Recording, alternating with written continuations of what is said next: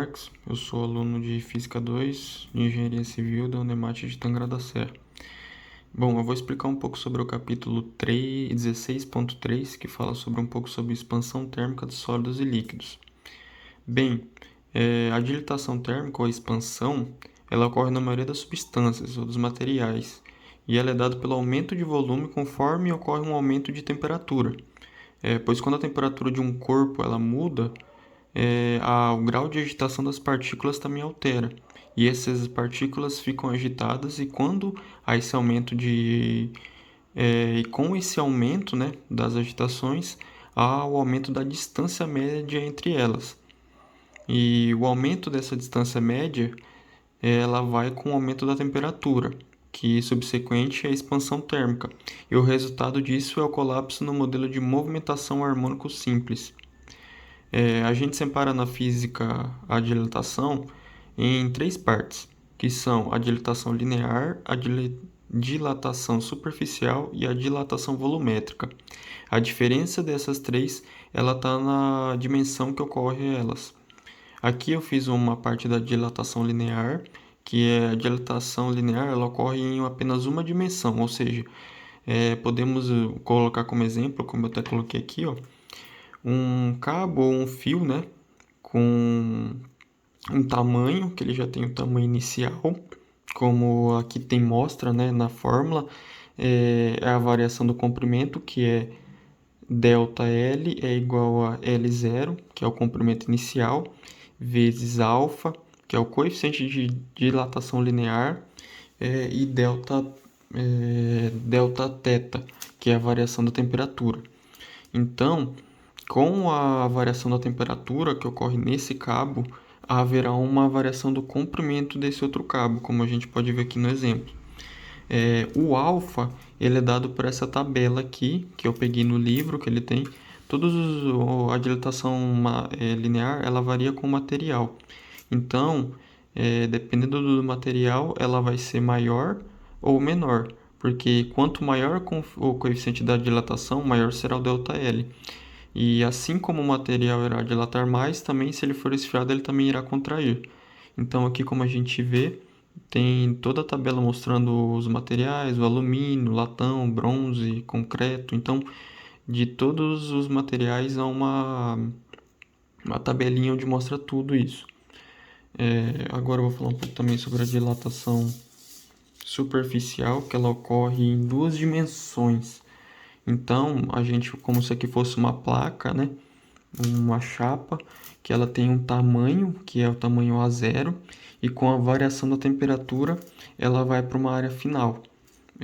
A forma dela também é bem parecida com a outra, ela só muda que agora é a variação da área, que é ΔA, igual a área 0, que é A0, que é para ser a área inicial, vezes o coeficiente da dilatação superficial, que é beta, que é dado, o beta, ele é dado por duas vezes o alfa. Então, a gente pega essa mesma tabelinha aqui que ele deu e ela faz ela vezes 2, que seria duas vezes ela, porque são em duas dimensões, vezes a variação da temperatura. Então, ela é bem parecida também com a dilatação linear.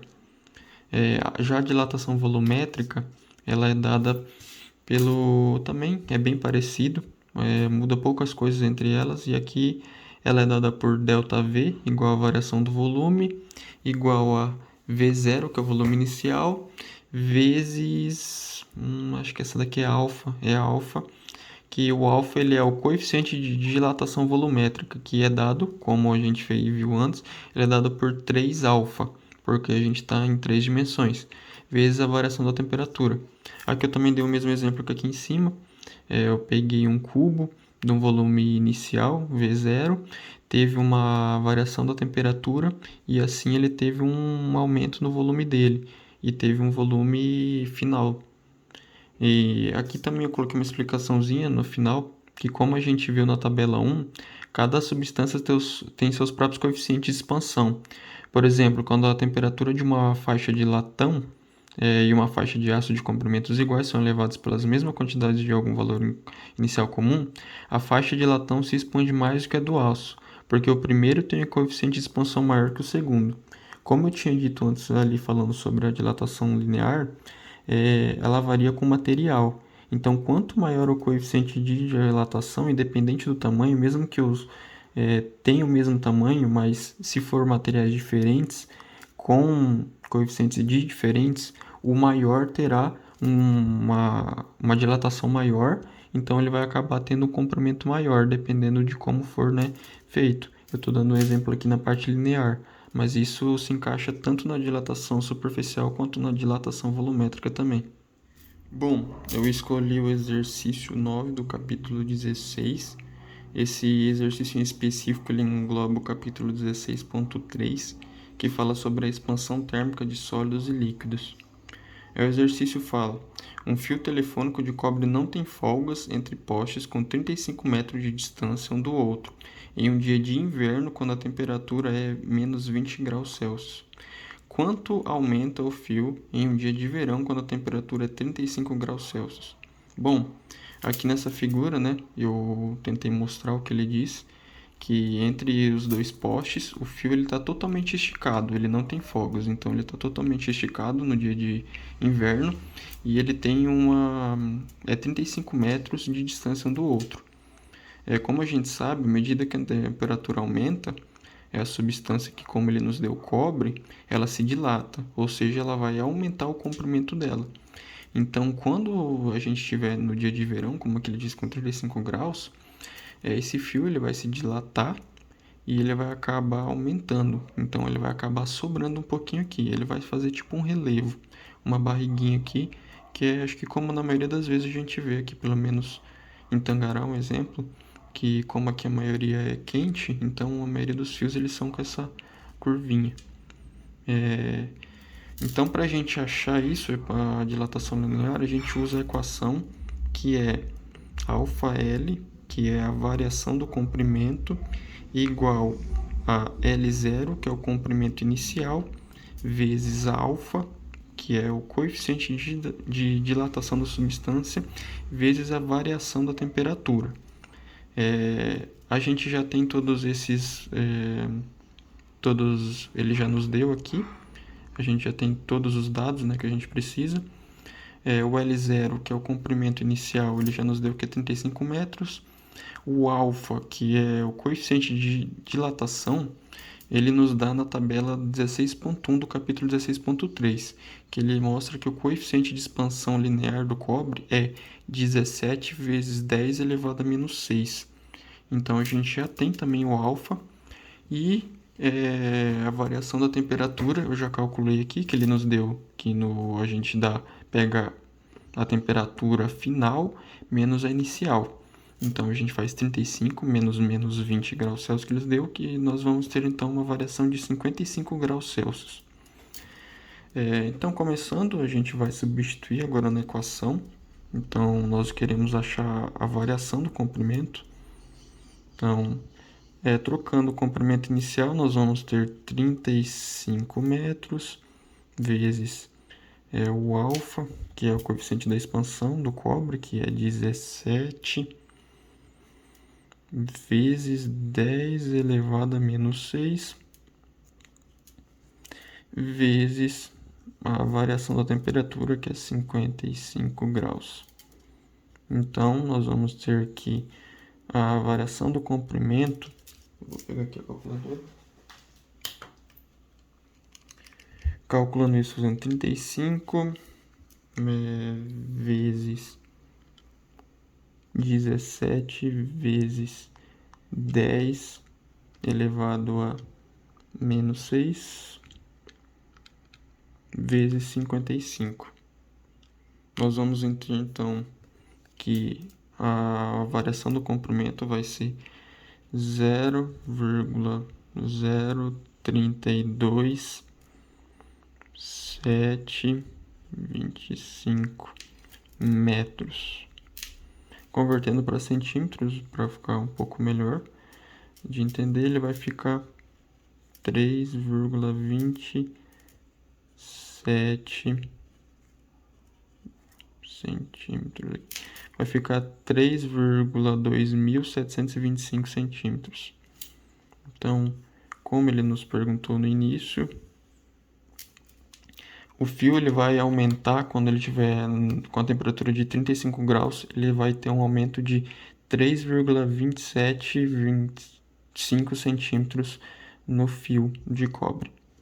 Um anel de cobre de 20 gramas a uma temperatura de 0 graus Celsius tem um diâmetro de 2,540 centímetros.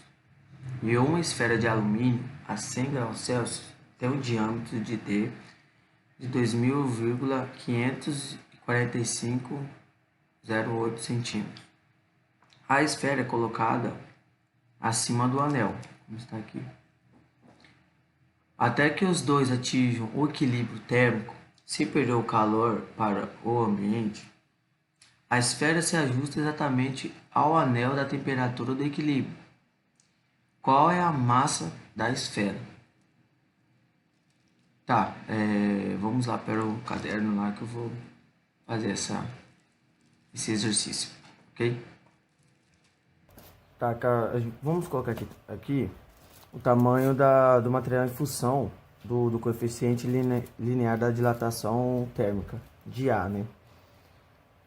Que vai ser L igual L0 1 mais A delta T, onde L0 ele é o comprimento inicial e o ΔT é a temperatura envolvida, a variação da temperatura envolvida aqui, né? Tá, a gente vamos colocar aqui também a função do diâmetro do anel, que vai ser D de A, D0 de A, 1 mais A 2 tem um TF, menos 0 grau. Também vamos colocar aqui a função. Também vamos colocar aqui a função da esfera, que é D0 de 1 mais AE TF de menos 100 graus. Tá. Aqui a gente temos a função da dilatação de anel e o da esfera. Para a gente ter o tamanho deles dois juntos, né, para a gente achar os diâmetros, a gente vai igualar o da esfera igual o da função aqui. Só colocando aqui. Vou colocar aqui porque vai ficar muito extenso. Agora, colocando as duas funções e a gente isolando o TF, a gente vamos ter que ser o D0 a TF, no D0 EA e TF. Tudo isso agora com o restante do outro lado, né, que é os graus. Menos 100 D0 de EA e menos o outro D0A. Agora colocando o TF em evidência, vamos ter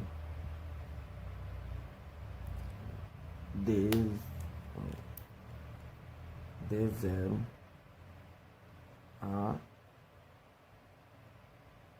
e menos D0 EAE. Do outro lado, D0 E menos 100 D0 EA menos D0 de A. Então vamos ter TF, que é igual, vou colocar aqui D0 de E menos 100 D0 de A e menos D0 de A. Embaixo vamos ter D0 de A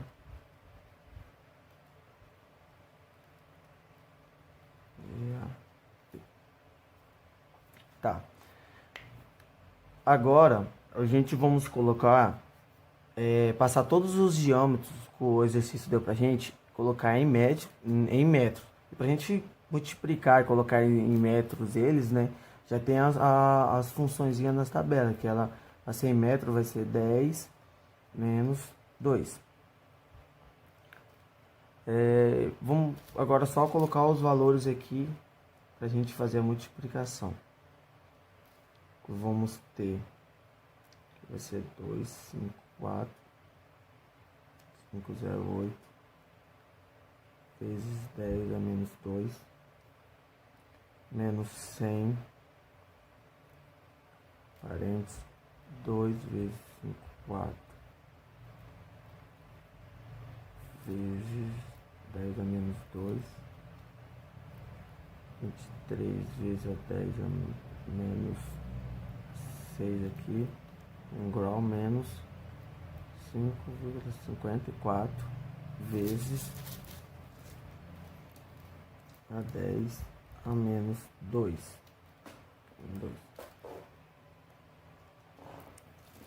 Tudo isso dividido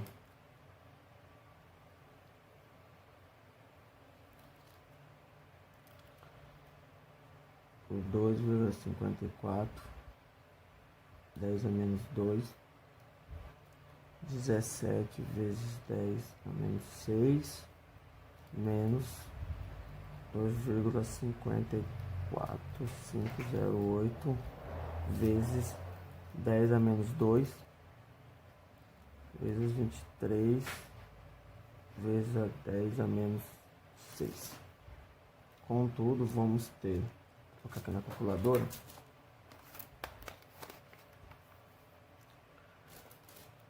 aqui parênteses, 2,14508 vezes 10 elevado a menos 2, opa, aqui ó,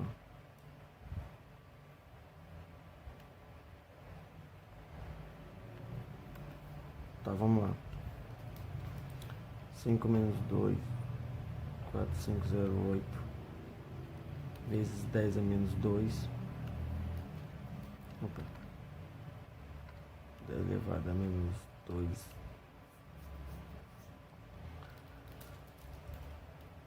menos 100 vezes 2,54508 vezes 10 elevado a menos 2 vezes 23 vezes 10 menos elevado a menos 6 menos 2,54 vezes 10 elevado a menos 2. Esse aqui dividido por 2,54 vezes 10 elevado a menos 2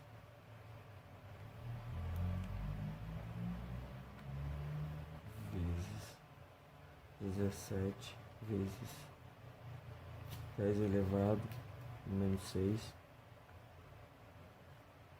menos 2,54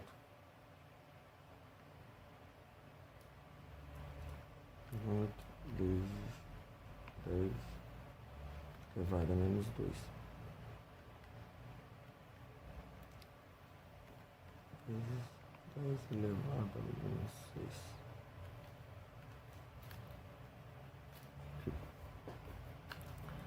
Então, a gente achamos 50,38 graus Celsius aqui, certo?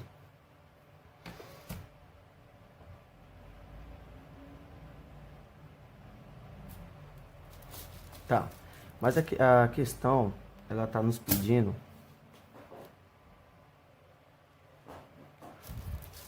Tá, mas a questão, estamos pedindo a massa da esfera. Para que ela seja calculada entre a reação dos calores e tudo mais, a gente vamos precisar da função, que vai ser Q igual a mc de delta P. E a qualidade, a quantidade, né, do calor da esfera, da esfera, vai ser de Q E igual CE ME de TF menos 100. E o do anel de QA CAM de T de F 0 grau C. Tá. Colocando o da esfera, a quantidade do calor da esfera com a quantidade do anel, igualando somando os dois e igualando eles a zero, somando esse mais esse, depois a gente igualando ele a zeros, vamos achar então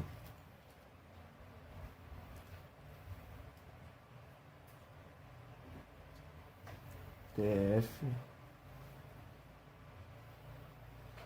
ME menos 100 graus Celsius igual a zero.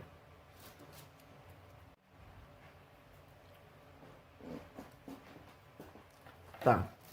Agora, isolando ele em função de M, porque M é o que a gente está querendo saber, né? Vamos ter então, vai ser ME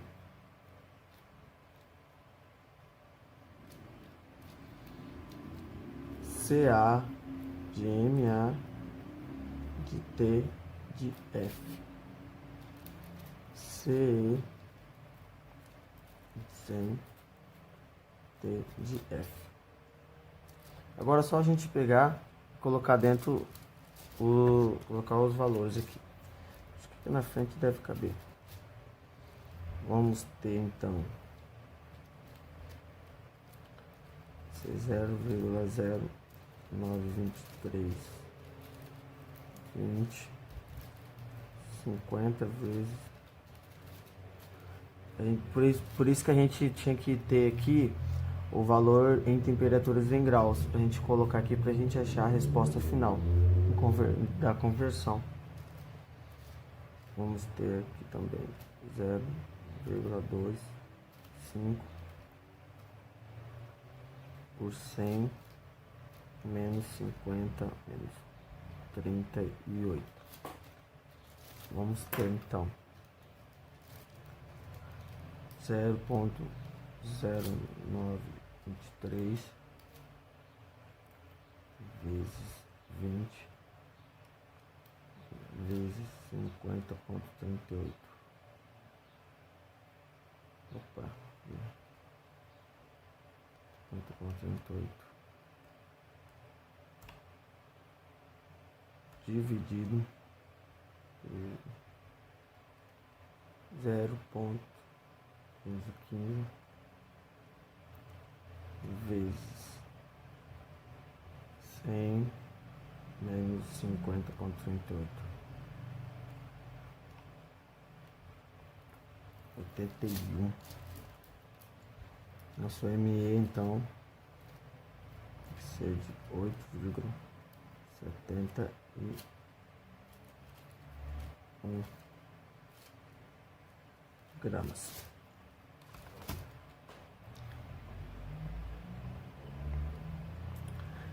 Tá, e como exercício ele quer saber em quilos, é só a gente colocar aqui a nossa conversão, né? Que vai ser ME 8,71 vezes a conversão em quilos, que é de 10 menos 3 quilograma. Certinho? Oi. Eu vou resolver agora a questão 33 do capítulo 16. Então, vamos lá. Uma marca popular de refrigerante contém 6,50 gramas de dióxido de carbono dissolvido em 1 litro da bebida. Se o dióxido de carbono evaporado é capturado em um cilindro a 1 atm e 20 graus, que volume ocupa o gás? Então, a questão é, a gente quer saber qual vai ser o volume que esse gás vai ocupar dentro desse cilindro. Então, vamos começar. Nós vamos utilizar esta fórmula, que é P vezes V igual a N vezes R vezes T. Pressão, volume, temperatura, enfim. Então, vamos lá. Nós temos que P vai ser 1 atm. Então, 1 vezes... O volume é o que a gente quer saber. Então, ele é uma incógnita, ainda não sabemos. Igual. O N vai ser o mol do nosso 6,5. Então, o mol significa que ela é a quantidade de matéria contida. E a quantidade de matéria contida nessas 6,5 gramas de dióxido de carbono, ou seja, o mol é o mesmo que 0,148. O R vai ser 0,082 e a temperatura é de 20 graus, mas aí vamos converter ela em kelvins. Vamos fazer essa temperatura ser convertida em kelvins. E 20 graus Celsius em kelvins, Kelvin é a mesma coisa que 293. Então, agora resolvendo, vamos ter que V vai ser igual a 3,55 litros. Ou seja, que volume ocupa o gás? O gás ocupa um volume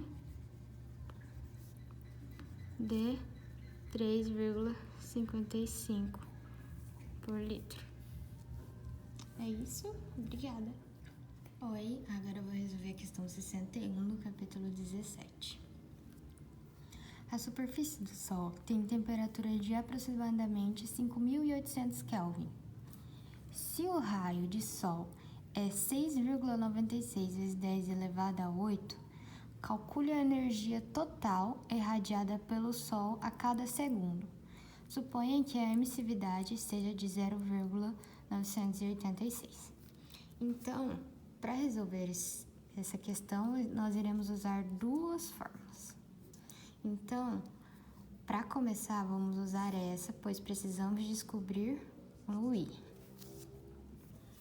Então, o nosso I vai ser E de emissividade, que é 0,986, vezes essa letrinha aqui representa a constante de Stefan Boltzmann. E o valor desta constante é de 5,6703667 vezes 10 elevado a menos 8.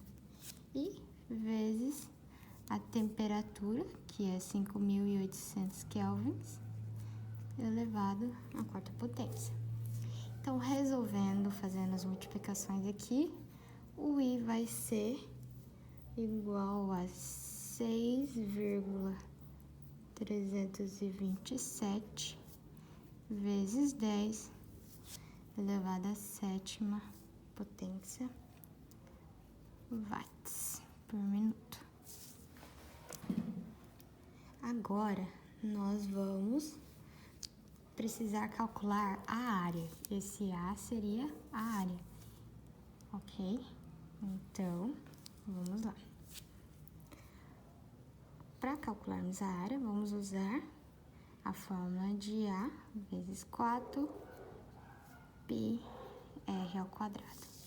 Então, calculando, vamos ter 4π. O nosso R vai ser o 6,96 vezes 10 elevado a 8 ao quadrado. Resolvendo, temos que a nossa área vai ser de 6,84264,96 vezes 10 elevado a 18. Agora, nós vamos para essa fórmula, finalmente. Então, agora temos que P vai ser igual a... Como aqui tá dividindo, a gente já passa para cá multiplicando. Então, o nosso A já vem aqui multiplicando.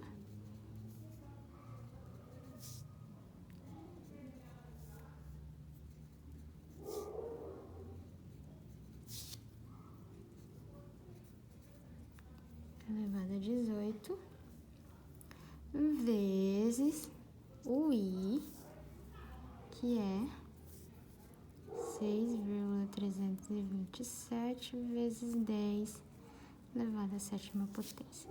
Então, vamos ter que P vai ser igual a 38,49 vezes 10 elevado a 26 watts. Ou seja, a energia total irradiada pelo Sol a cada segundo é de 38,49 vezes 10 elevado a 26 watts. Então é isso, obrigada pela atenção.